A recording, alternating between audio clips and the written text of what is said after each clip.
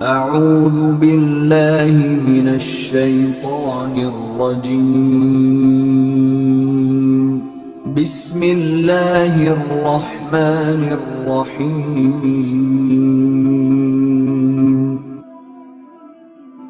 پھر قرآن جب پڑھے گا تو قرآن سفارش بھی کرے گا، رمضان سفارش بھی کرے گا۔ کیسے سفارش ہوگی؟ اب یہ بھی سنیں کیسے سفارش ہوگی۔ اللہ تبارک و تعالیٰ کے ہاں رمضان اللہ پاک کی بارگاہ میں کھڑا ہو جائے گا، کھڑا۔ اب اللہ تبارک و تعالیٰ رمضان سے گفتگو فرمائے گا، سل من حاجتک یا رمضان، اے رمضان اپنی حاجت بیان کر، سوال کر، کیا کرنا چاہتا ہے سوال کر۔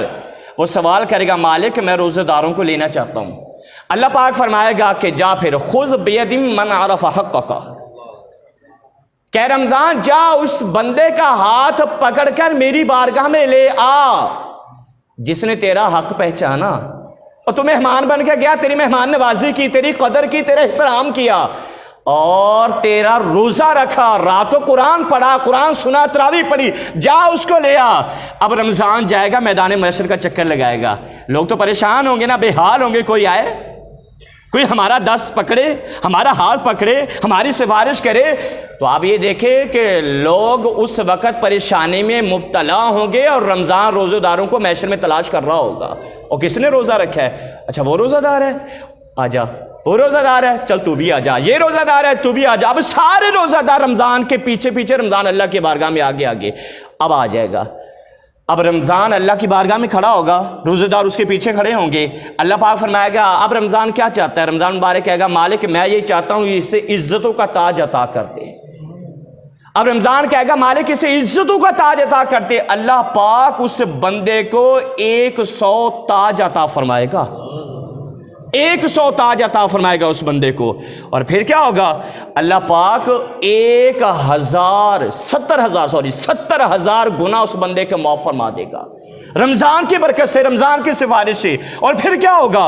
اس کے بعد اللہ تبارک و تعالی اس بندے کو 1000 حوریں عطا فرمائے گا، اور ہر حور کے ساتھ پتہ ہے 70,000 خادمائیں ہوں گی، اور اللہ پاک براق عطا کر دے گا، براق۔